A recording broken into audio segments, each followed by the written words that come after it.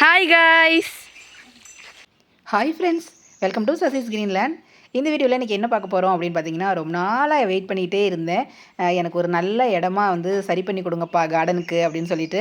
So நான் வீட்டுக்கு பின்னாடி சும்மா கிடந்த ஒரு இடத்துல நான் போய் வேலை செஞ்சு ரொம்ப கஷ்டப்பட்டு என்னோடய கார்டனிங்கை ஆரம்பித்து நிறைய காய்கறிகளும் அறுவடை பண்ணேன். அதனால எந்த தப்பும் இல்லை. இருந்தாலும் ரொம்ப பள்ளத்தாக்கா இருந்ததுனால இந்த மழை காலங்களில் தண்ணீர் போகிறதுக்கு வழி இல்லாமல் போயிடுச்சு. நிறைய காய்கறி செடிகள் அழுகி போயிடுச்சு. ஸோ எல்லாருக்கும் தெரிஞ்ச விஷயந்தான். அன்னைக்கு எடுத்த முடிவு தான். ஸோ இனிமேல் நம்ம இங்கே பயிர் வைக்க வேணாம், அதாவது கோடை காலங்களில் மட்டும் பயிர் வச்சுக்குவோம், மழைக்காலங்களில் வேணாம், நமக்கான ஒரு கார்டனிங்கான ஒரு இடம் சீக்கிரம் ரெடி பண்ணி கொடுங்க அப்படின்னு சொல்லிட்டு நம்ம கன்ஸை அரிச்சிக்கிட்டே இருந்தேன். ஸோ அவரும் என்னோட டார்ச்சர் தாங்க முடியாமல் செஞ்சால் பர்ஃபெக்டாக கரெக்டாக செய்யணும், இல்லைன்னா செய்யக்கூடாது அப்படின்ற மாதிரி அவரோட தாட் இருக்கும். அதுக்கேற்ற மாதிரி நம்மளோட தென்னந்தோப்பு ரொம்ப புல்லு மண்டி போய் ரொம்ப அட்டகாசமாக இருந்தது. ஸோ உழவு அப்பப்போ மழை டைமில் மட்டும் உழவு விட்டுறது, மற்ற டைம்லலாம் நம்ம ஆடு மாடுகள் தான் மேய்ச்சிட்ருப்போம். இந்த இடம் பார்த்திங்க அப்படின்னா, நம்ம கரும்பு அறுவடை பண்ணும்போது மிஷினு, அதாவது லாரி, அந்த என்ஃபீல்டெல்லாம் நின்று நிறைய ஷார்ட்ஸு வீடியோஸ்லாம் போட்டிருந்தேன், பார்த்துருப்பீங்க. அந்த இடம் தான் இது. ஸோ அந்த இடத்த அப்படியே ஒதுக்கியாச்சு. அதுக்கும் பக்கத்தில் அந்த தேக்கு தோப்புக்கு பின்னாடி இருக்கு இல்லையா, அந்த அந்த இடைப்பட்ட இடத்துல மட்டும்தான் நம்ம இப்போ கார்டனிங்காக இடத்த சரி பண்ணிகிட்ருக்கோம். நிறைய நொணா மரங்கள் இருந்துச்சு. ஜேசிபி வர சொல்லி அதை எல்லாமே நம்ம பிடுங்கிட்டு விரவெல்லாம் கழித்து அள்ளியாச்சு. அதற்கான இடமும் ரெடி ஆகிடுச்சு. நம்ம கன்றுகளும் வாங்கிட்டு வர சொல்லிட்டோம். என்னென்ன கன்றுகளை பார்த்தீங்கன்னா, 2 முடிச்சு தக்காளி, 2 முடிச்சு மிளகாய், அப்புறம் கத்திரி, 3 தான். இது 3 வாங்கிட்டு வந்திருக்காங்க. பாக்கியெல்லாம் நிறைய சீட்ஸ் இருக்குது. எல்லா விதைகளையுமே ஊனி விட்டுடலாம். ஸோ இந்த வாங்கிட்டு வந்திருக்க கன்றுகள் பூச்சி தாக்கம் அதிகமாக இருக்கும். அதாவது கரையான் வைக்கும், வேரில் கரையான் வச்சு அப்படியே அழுகி போயிடும். அப்படிங்கிறதுனால சோத்து கத்தாழையை அரைச்சி நான் அதுக்கு ஒரு ஆஃப் டே நான் ஊற வச்சுருந்தேன். காலையில் வாங்கிட்டு வந்திருந்தாங்க. ஈவினிங் வரைக்கும் நான் அந்த சோத்து கத்தாழையை அரைச்சி அந்த தண்ணியில் நான் ஊற வச்சுருந்தேன். அப்படியே ஊற வச்சுட்டு ஈவினிங் போல் நடவு பண்ணலாம் அப்படின்னு சொல்லிட்டு தான் நம்ம கார்டன் பக்கம் போயிருக்கோம். நம்மளோட புது கார்டனுக்கு உங்கள் எல்லாரையும் அன்போடு வரவேற்கிறேன். இப்போ தான் ஸ்டார்ட் பண்ணியிருக்கோம் வேலையை. உழவுலாம் ஓட்டி சூப்பராக வச்சாச்சு. இடமே பார்த்திங்க அப்படின்னா ரொம்ப ஆசையாக இருக்குது பார்க்குறதுக்கே. அந்தளவுக்கு நல்ல ஒரு மணலாக இடத்த சரி பண்ணி கொடுத்துட்டாங்க. இதில் பார்த்திங்கன்னா, நான் என்ன செய்வேன் அப்படின்னா, கண் போன போக்கில் அப்படியே வேலை செஞ்சுட்ருப்பேன். ஆனால் அவர் அப்படி இருக்க மாட்டார். கரெக்டாக பர்ஃபெக்டாக இருக்கணும் அப்படின்னு நினைப்பார். அதனாலேயே பார்த்திங்க அப்படின்னா, அளவு வச்சு தாங்க குழி போடணுமா, ஐயோ ரொம்ப டார்ச்சர் தாங்கலை. ஸோ பரவாயில்ல அப்படின்னு சொல்லிட்டு அவர் மூடுக்கு நம்ம போய் வேலை செஞ்சோன்னா தான் உண்டு, இல்லைனா தூக்கி போட்டு போயிடுவார். அதனாலேயே அவர் பேச்சை கேட்குற மாதிரியா இருந்தது. ரொம்ப பொறுமை வேணும் அவர் கூட வேலை செய்கிறதுக்கு. எனக்கு இந்தளவுக்கு பொறுமை இருக்காது. நான் பார்த்திங்க அப்படின்னா, ஒரு 10 நிமிஷத்தில் எல்லா கனியுமே நட்டு விட்டு போயிடுவேன். அந்த மாதிரியான ஃபாஸ்ட்டான ஒரு ஆள் நான். அவர் அப்படி இல்லை. ஆனால் கரெக்டாக இருக்கணும். ஒவ்வொரு கண்ணுக்கும் இன்னொரு கண்ணுக்கும் இடைவெளி கரெக்டாக இருக்கணும். ஒரு பாத்திக்கும் இன்னொரு பாத்திக்குமான இடைவெளி கரெக்டாக இருக்கணும் அப்படின்னு சொல்லி 2 பக்கமும் அளவு வச்சு குழி போட சொன்னாங்க. ஸோ நான் அளவு வச்சா ஏதாவது குறை சொல்லுவார் அப்படின்னு சொல்லிட்டு, நீங்களே அளவு வச்சுட்டு போங்க, நான் குழி போட்டுட்டு வரேன்னு சொல்லிட்டு நான் போட்டுருந்தேன். அதுக்கப்புறம் என்னாலையும் கொஞ்சம் நேரம் தான் போட முடிஞ்சது. மித்தது எல்லாமே அவர் தான் போட்டார். அவர் போட்டது ஓரளவுக்கு பர்ஃபெக்டாக அந்த குழி நேருக்கே போட்டார், அளவுலாம் வைக்க தேவையில்லை அப்படின்னு சொல்லிட்டு. ஸோ 2 பேருமா சேர்ந்து சூப்பராக குழிகள் எல்லாமே போட்டுட்டோம். இந்த குழி எல்லாமே பார்த்திங்க அப்படின்னா, நம்ம அந்த ஊற வச்சுருக்கோம் இல்லையா, சோத்து கத்தாழையில் ஊற வச்சுருக்க அந்த கன்றுங்களை நடுறதுக்காக அந்த குழி போட்டிருக்கோம். இந்த குழியிலேயே நம்ம குப்பை எருவை கொண்டுட்டு 2 கையாலையும் அள்ளுனா எவ்வளோ இருக்குமோ அந்த அளவுக்கு உரம் அடி உரமாக போட்டிருக்கோம். எல்லா குழிகள்லையுமே ஒரு 2 கையாலையும் சேர்ந்த மாதிரி ஒரு கை அது மாதிரி போட்டிருக்கோம். போட்டுட்டு இப்போ கன்றுகளையும் நடலாம் அப்படின்னு சொல்லிட்டு கன்றை எடுத்துகிட்டு வந்திருக்கேன். மெயினாக நம்ம ஏரியாவில் கத்திரி வரவே வராது. நல்லா சூப்பராக துளிர் விட்டு வரும். அந்த பூ பிஞ்சாக இருக்கு இல்லையா, அந்த டைமில் கரையான் வெட்டிடும் செடியை. அப்படியே செடியை பட்டு போயிடும். இல்லைன்னா கத்திரிக்காய் காய்க்கும், எல்லாமே ஒரே பூச்சியாக இருக்கும். இது மாதிரி கத்திரிக்காய் நம்ம மண்ணுக்கு வரவே வராது. ஸோ இருந்தாலும் நம்ம கையில் நிறைய மருந்துகளோட, அதாவது இயற்கை மருந்துகளை நிறைய நான் தயாரித்து அதுக்கு ஸ்ப்ரே பண்ணி ஓரளவுக்கு கஷ்டப்பட்டு நல்லபடியாக கொண்டு வரணும் அப்படிங்கிற ஒரு நல்ல ஒரு ஐடியாவோடு நான் இப்போ இதில் இறங்கியிருக்கேன். கத்திரியை ஃபஸ்ட்டு நம்ம நடவு பண்ணிடலாம் அப்படின்னு சொல்லிட்டு.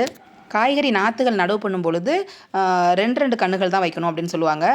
நம்மளுமே பார்த்திங்க அப்படின்னா குழி போட்டாச்சு. குழி போட்டுட்டு அதில் குப்பை எருவு போட்டிருக்கோம். குப்பை எருவு போட்டுட்டு சோத்து கத்தாழையில் ஊற வச்ச அந்த கன்றுகளை எடுத்து, நாற்றுகளை எடுத்து 2 நான் போட்டுட்டு வரேன். இதில் பார்த்திங்க அப்படின்னா, ஒரு 6 ரோ இருக்குது அப்படின்னு வச்சுக்கோங்களேன். ஒரு ரோவில் கத்திரி, அடுத்த ரோவில் மிளகாய், அடுத்த ரோவில் கத்திரி, அடுத்த ரோவில் தக்காளி, அடுத்த ரோவில் கத்திரி, இப்படி தான் மாற்றி மாற்றி நான் போட்டிருக்கேன். எல்லா குழிகள்லையுமே எல்லா நாற்றுகளையும் 2 நாற்றுகளாக போட்டிருக்கேன். ஒரு பெரிய நாற்று, ஒரு சின்ன நாற்று, அது மாதிரி கலந்த மாதிரி தான் போடணும். அது மாதிரி தான் கலந்த மாதிரி போட்டிருக்கேன். போட்டுட்டு அப்படியே நம்ம மண் தள்ளி விட்டுட்டோம். மண்ணை தள்ளிட்டு மூடிட்டு நல்லா வந்து கையால் ப்ரெஸ் பண்ணி விடணும். ப்ரெஸ் பண்ணி டைட்டாக மண்ணை வந்து டைட்டாக ப்ரெஸ் பண்ணியாச்சு. கொஞ்சமான இடங்கள் மட்டும்தான் இப்போ நம்ம அந்த நாற்றுக்களை நட்டுருக்கோம். இன்னுமே எக்ஸஸாக நிறைய இடங்கள் இருக்குது. எல்லா இடத்துலையுமே பார்த்திங்க அப்படின்னா நம்ம விதைகள் கையில் வச்சுருக்கோம். எல்லா இடத்துலையும் நம்ம விதைகளை ஊனி விட்டுறலாம். அடுத்தடுத்த வீடியோக்களில் நம்ம என்னென்னலாம் விதைகள் ஊன்றோம் அப்படிங்கிறதையும் பார்த்துடலாம். இப்போதைக்கு அந்த நாற்றுக்களை நடவு நட்டாச்சு. அதுக்கப்புறம் வெளியிலேருந்து வாங்கிட்டு வந்திருந்த குங்கும ரோஸ் வெரைட்டி மரவள்ளி குச்சி, அதாவது சாப்பிட்ற கிழங்கு, அந்த மரவள்ளி கிழங்கு வந்து நம்மக்கிட்ட இல்லை. லாஸ்ட் டைம் ரொம்ப நாளுக்கு முன்னாடி நம்மக்கிட்ட இருந்தது. கிழங்கு சூப்பராக இருக்கும். அந்த கிழங்கு பார்க்குறதுக்கே நல்ல ஒரு பிங்க் கலரில் இருக்கும் அந்த தோல். ஸோ அது ரொம்ப டேஸ்ட்டாக இருக்கும் அப்படிங்கிறதுனால அது வெளியில் ஒருத்தவங்ககிட்ட இருந்ததை கொஞ்சம் கேட்டு வாங்கிட்டு வந்திருக்காங்க. அதையுமே நம்ம கட் பண்ணி எடுத்துகிட்டு நம்ம இன்னும் கொஞ்சம் பாதி இடத்துல அந்த மரவள்ளி கிழங்கு வந்து ஊனி விட்டுடலாம். மரவள்ளி கிழங்கு இடையிலையும் வந்து ஊடு பயிராக நம்ம வந்து ஏதாவது வெண்டை கொத்தரை அது மாதிரி ஊனலாம் அப்படின்ற ஐடியாவும் இருக்குது. ஸோ நம்மளோட கார்டனில் சூப்பராக வந்து ஒர்க் போயிட்டுருக்கு. இப்போது நம்ம அந்த நாற்றுக்களை நட்டு விட்டுட்டோம். நாற்றுக்களை நட்டுட்டு நம்ம வந்து தண்ணி விட போகிறோம். தண்ணி விடுறதுக்கு என்ன ஐடியா பண்ணியிருக்கோம் அப்படின்னு பார்த்தீங்கன்னா, இப்போதைக்கு நம்ம அது பிளெயின் லேட்டரில் வச்சு தான் தண்ணி விட போகிறோம்.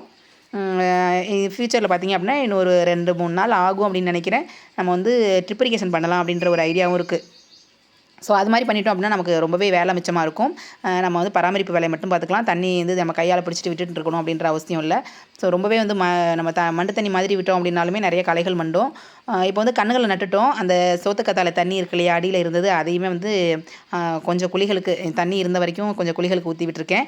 ஸோ இது மாதிரி பண்ணும்பொழுது நம்ம வந்து அந்த கண்ணுகளை சீக்கிரம் வந்து பூச்சி தாக்கம் ஏற்படாமல் அந்த கரையான் அரிக்காமல் இருக்கும் அப்படின்ற ஒரு தாட்டில் நம்ம வந்து சொத்துக்கத்தாழையில் ஊற வச்சுருக்கோம். ஃப்யூச்சரில் இது மாதிரி பூச்சி தாக்கம் இருந்ததுனாலும் அதுக்கு என்னென்னலாம் வந்து நம்ம ஆர்கானிக் முறையில் வீட்டில் என்ன தயாரித்து நம்ம செடிகளுக்கு கொடுக்குறோம் அப்படிங்கிறதையும் நம்ம சேனலை ஃபாலோ பண்ணுங்கள். நிச்சயமாக நீங்களும் தெரிஞ்சுக்கலாம். கார்டனிங்கில் பொதுவாக எந்த ஒரு கெமிக்கல் மருந்தும் யூஸ் பண்ணாமல் ஆர்கானிக் முறையில் தான் நம்மளோட வீட்டு தோட்டமாக இருக்கட்டும், நம்மளோட வீட்டுக்கு தேவையான நம்ம நிலக்கடலை, அப்புறம் சோளம், அப்புறம் இது மாதிரி வீட்டுக்கு தேவையான கொஞ்சம் உளுந்து, எள் இது மாதிரி பயிரிடுறோம் இல்லையா, நெல், இதெல்லாமே பார்த்திங்க அப்படின்னா நம்ம குப்பை எருவு தான் மெயினாக நம்ம போட்டு நம்ம பயிர் பண்ணிகிட்ருக்கோம். ஸோ அதே வகையில் தான் வந்து எனக்கும் இந்த கார்டனிங்கில் கொஞ்சம் இன்ட்ரெஸ்ட் வந்ததுக்கு காரணமும் அதுதான். நம்ம வந்து ஆர்கானிக் முறையில் காய்கறி சாப்பிடணும் அப்படின்ட்டு.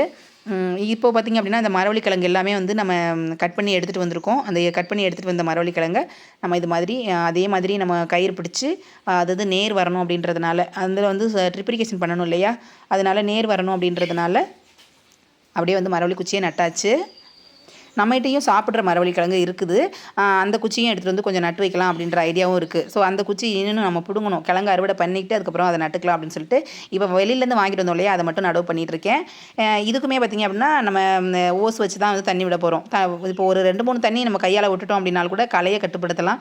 ஸோ எம்டியாக இருக்க ஸ்பேஸஸில் வந்து நமக்கு களைகள் மண்டாது. அது மாதிரி ஒரு 2-3 தண்ணி கையால் விட்டுட்டு அதுக்கப்புறமா ட்ரிப் இரிகேஷன் பண்ணலாம் அப்படின்ற ஒரு ஐடியா. ஸோ இதை வந்து நம்ம சேனலை நீங்கள் தொடர்ந்து பார்த்தீங்க அப்படின்னா ஒரு வீட்டு தோட்டம் அமைக்கும் போது என்னென்னலாம் பண்ணணும், என்னென்னலாம் வந்து நம்ம உரம் கொடுக்குறோம், என்னென்னலாம் வந்து பூச்சி தாக்கத்துக்காக என்ன பண்ணுறோம் அப்படிங்கிறத நீங்கள் தொடர்ந்து நம்மளோட சேனலை ஃபாலோ பண்ணிங்க அப்படின்னா கண்டிப்பாக உங்களுக்கு ஒரு ஐடியா கிடைக்கும்.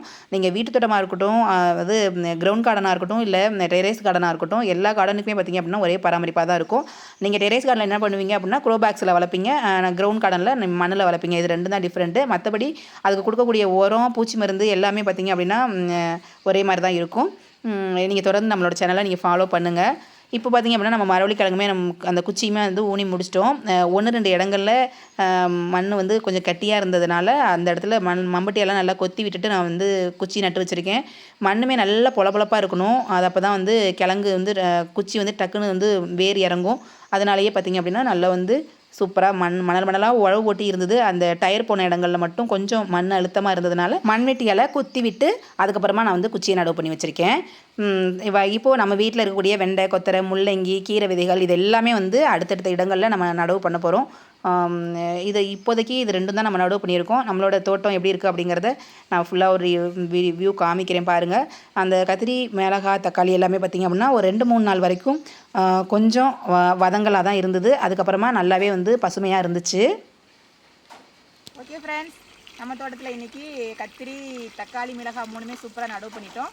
அடுத்ததாக பார்த்திங்க அப்படின்னா இந்த ஸ்பேஸில் பார்த்திங்க அப்படின்னா மரவள்ளி நடவு பண்ணியிருக்கோம். இது மரவள்ளி வந்து சாப்பிட்ற கிழங்கு. இது வந்து குங்கும ரோஸ்.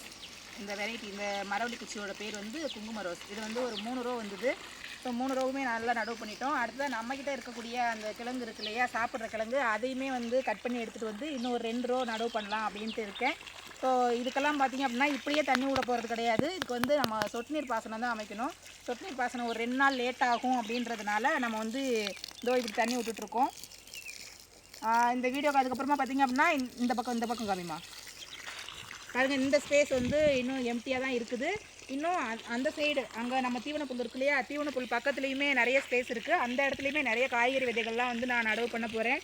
அடுத்தடுத்த வீடியோக்குள்ளே தொடர்ந்து பார்க்கலாம். இந்த வீடியோ எப்படி இருந்தது அப்படின்னு சொல்லி மறக்காமல் கமெண்ட் பாக்ஸ் சொல்லுங்கள். பாய் ஃப்ரெண்ட்ஸ், தேங்க்ஸ் ஃபார் வாட்சிங்.